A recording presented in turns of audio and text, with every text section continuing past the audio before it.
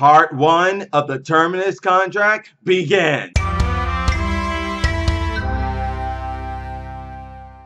What's up, YouTubers of the world? Mega Geek Mixer here to give you guys my review on part 1 of the Terminus contract by Adam Glass. And once again, Adam Glass, another great book, a great way to start this book, man. You're doing awesome, man. You're pretty much doing what some of us for one act. New characters, not giving us the same old characters that Marv Wolfman and George Perez gave us, who we love to death, but let's get some new characters that can become their own characters, just like Starfire, Raven, and Cyborg and Beast Boy. And you did just that, but even more so, you gave us a great start to what's more to come as the Terminus contract rolls on. But let's go ahead and get into it, guys. This is starting off with a first image of this right here. You got in here Deathstroke being right there inside the Titans headquarters.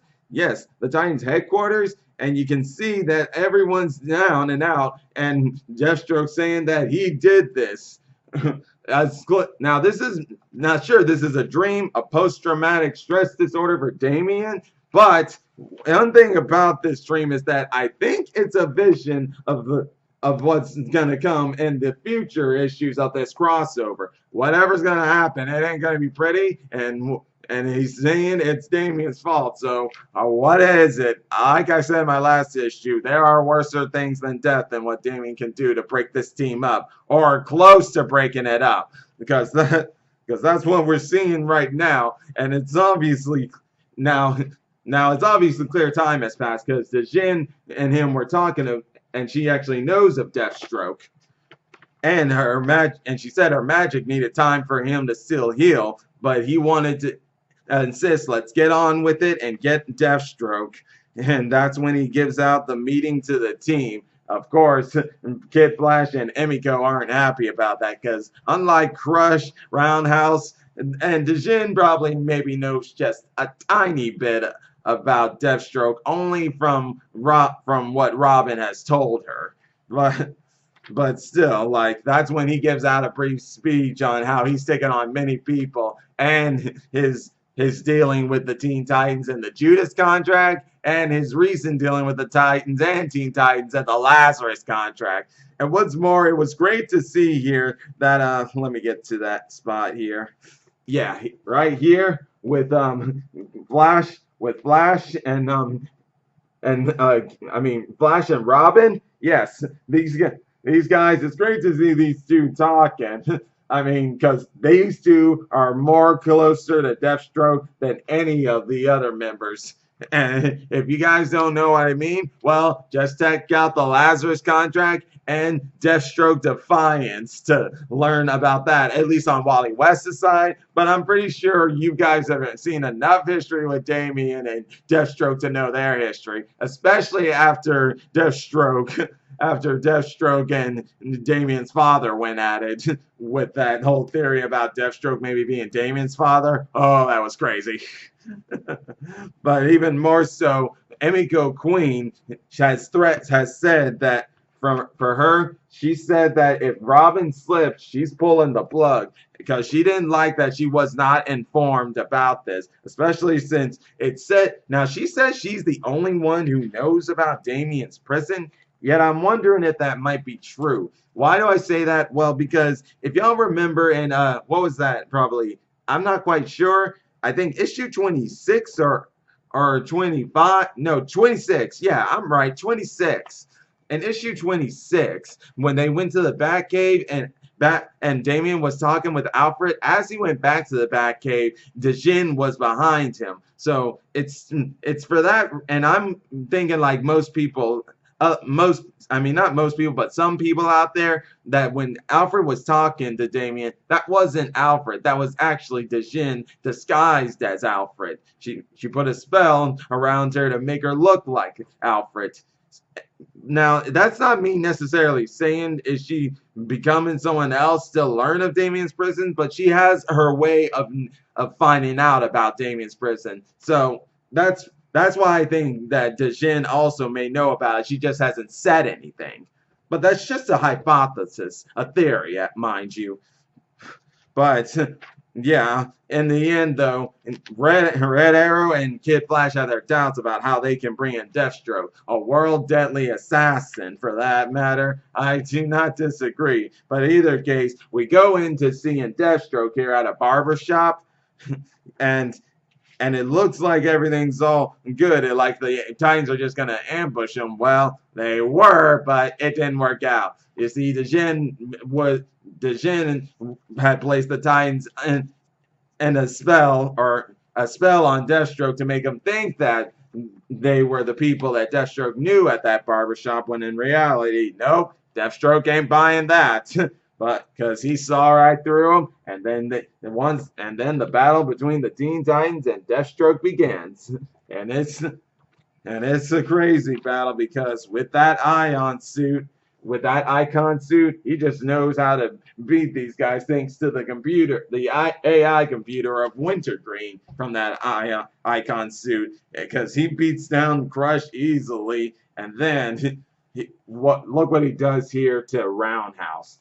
Nasty. But what I like about this scene here is that it gives us more info on Roundhouse's suit, and will no doubt lead into more things we could probably expect out of a future story arc that focuses on him and his powers and that suit. And trust me, I'll be looking forward to that one. Yeah, I'm not gonna lie, guys. Let me get off track here for a minute and say that what I am looking forward to the most from Adam Glass is that he is the story arc that focuses on his 3 new characters.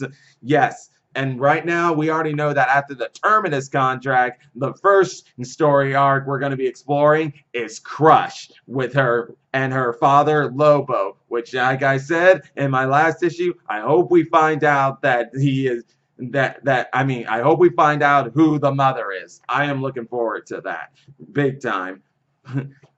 But moving back into it, so they did ended up capturing Deathstroke. And to be honest, it was obviously too easy. Yes, because how could someone like that have been so easily beaten somewhat like that? I'm not buying it. Not buying it for a minute. Unfortunately, Damian, as his usual cocky self, thinks he figured it out. But even Deathstroke is saying, no, you didn't figure it out. You didn't capture me because I let you capture me. And this is where it leads into Kid Flash finally finding out about the prison, which is going to lead into a very intense confrontation here. Because we've already seen with Kid Flash that while he is looking to go, I don't know how he put it, but sort of like wrinkle the dust around the line or something like that. I don't know. I'm trying here, people. It's hard to remember some of the things they said, but I know one thing for certain, he ain't gonna approve of this one. And this is gonna lead into an intense thing that's already gonna make, in the end, Deathstroke getting out and chaos being caused among in the Titans hideout. And it won't be pretty. It won't be pretty at all. But definitely, guys, great book. Great way to start, Adam Glass. Awesome stuff. I'm seeing what you're doing here, because if there's one thing I've learned, already can see the direction you're going with these Titans, is that first off, you introduced us to them as a new team and how they aren't still a team yet. They still got a lot to work on. For one, they still all have to personally get closer to one another, personally and on a professional level. I mean, sure, Damian Wayne's been a great leader for him, but at the same time, he still hides things from him. Now, in truth, some leaders have to do that, but sometimes it's for their own protection. But in Damian's case, it's not really for their protection. It's more of for his and other reasons.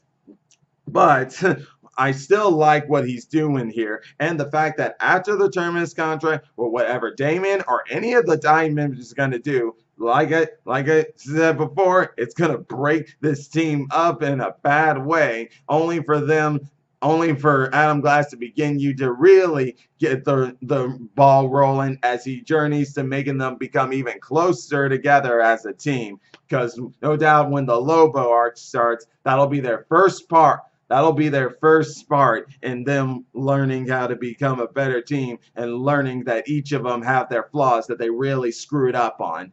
Yeah, yeah, yeah, guys, let's not get ahead of ourselves and say Damian Wayne's going to be all at fault for this. He might be the main source about what's going to happen in Terminus contract, but we got to remember that when a team fails, it's a team effort. We all fail as a team. And it all helps us if we can all work together on seeing our flaws and seeing how we can better work together to help each other cover our flaws.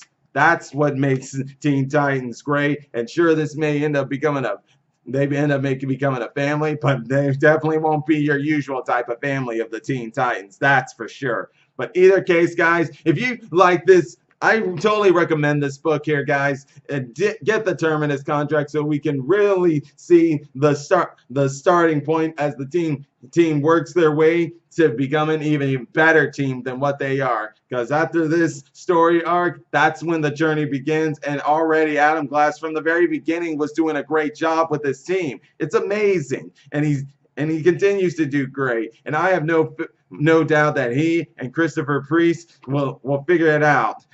These two, I have faith in their crossover. This will promise to be a great one. But in any case, guys, that'll be it for today. If you guys are enjoying my channels, all you got to do is click that like button, hit the subscribe button, and hit the bell icon to be notified of when I make more videos. Till then, Mega Geek Mixer signing out.